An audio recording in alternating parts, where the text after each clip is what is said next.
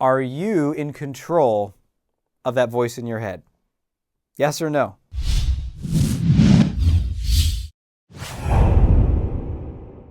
You know the voice I'm talking about. The one that goes on nonstop, that is constantly like narrating your life.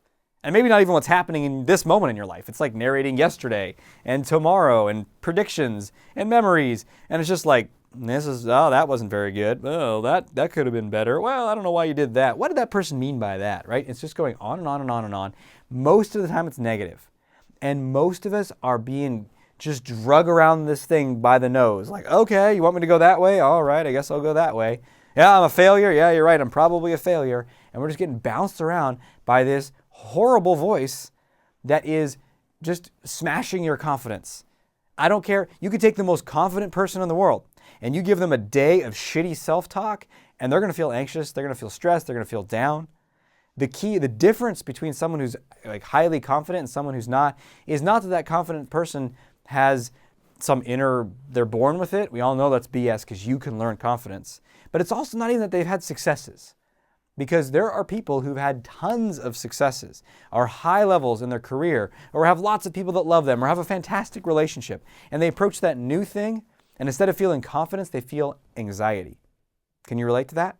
I know lawyers who are stressed out as shit before every new trial, no matter how many they've won, no matter how many successful performances they have.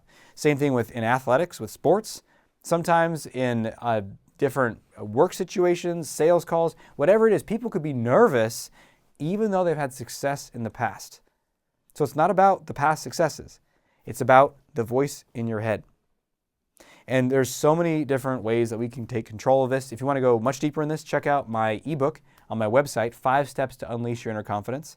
I want to give it to you as a gift. You can get it for free. So down in the description below, just click on my website, socialconfidencecenter.com. or just type it in the bar, socialconfidencecenter.com, and get my ebook. Enter your email. I'll send it to you instantly. 5 Steps to Unleash Your Inner Confidence. And in there, we talk a lot about getting control of this voice in your head. Because no matter what, it's influencing you. It's influencing you to not take effective action. It's telling you that your action's not going to work, so don't try anyway. Or even if you do take action, it'll say, that wasn't good enough, you should have done more. And so you can't win. You got to get control of this voice. And there's so many different ways to do it. But here's one tip I want to share with you today, because I want to give you one bit of information you can use and you can start to build on that. And if you want to go further, check out the ebook on my website. So one thing, decide right now, I only speak well to myself. I only speak well to myself. I only treat myself with respect. So for years, I had the worst body image stuff. I mean, I would like look in the mirror. I had a lot of confidence. I thought I was not good in a lot of ways. But one way I just thought I was really ugly. Like I would look in the mirror. It started when I was young. I learned in high school that I had dark circles around my eyes, which were unattractive. And then I got acne. And I was like, oh my God, I was already not attractive. And now I have acne. Now I'm like undateable, unlovable. I'm surprised people even want to be my friend. It was that bad. I thought that poorly of myself. And even when I got rid of the acne, I thought that would solve all my problems, and it didn't. I didn't like my face. I didn't like my hair. I didn't like my body shape, and on and on and on. All this like self-criticism. And then I did a lot of work to really heal that over the years. And as I gained in confidence, I really let a lot of stuff go and got on my own side. But then I noticed not too long ago it creeping back. I was doing a lot more strength training and running and working out and focusing on getting stronger. And there was a part of me that was like, and then I'm finally going to get that, men's health body. Yeah, I'll finally be somebody. And so I started to notice a pattern of looking in the mirror and doing the same shit that I did, 15 years ago. Where maybe you do this. You look in the mirror, and instead of just looking at yourself or looking as if you're seeing another person, or even better, looking at your beloved, looking at your beautiful spouse or someone you're dating and you think is hot, or one of your kids that you just love, instead of looking at them like a human, a full human, what I would do is I would look at myself in the mirror, this is when I was younger, and I would like look at right here in the area around my eyes and just be like, gross. So you're hyper-focusing on your flaw, and then you're also distorting it to make it look worse. So flash forward 15 years, I don't do that anymore. I'll look at my whole face, but I don't judge the area on my eyes. Even if you told me to focus on it, I just be like, yeah, it's my face. Like it's lost all charge.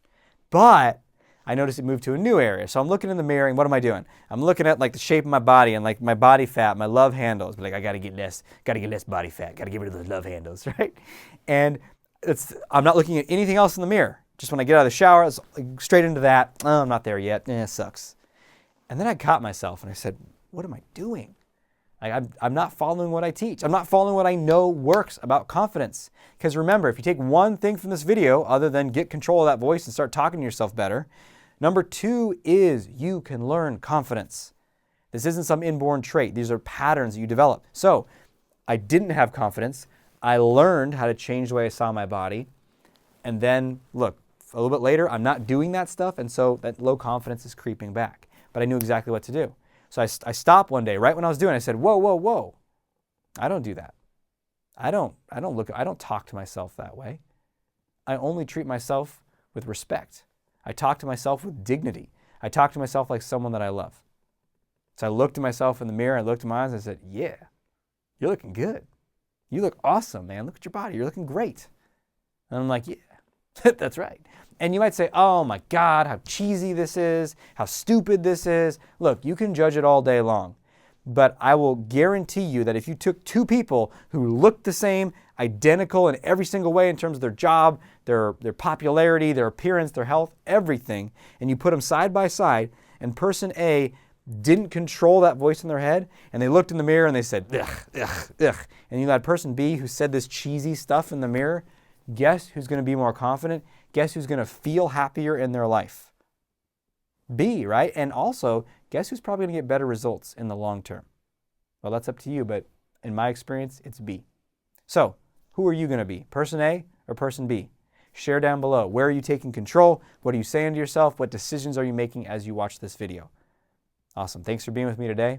Until we speak again, may you have the courage to be who you are and to know on a deep level that you're awesome.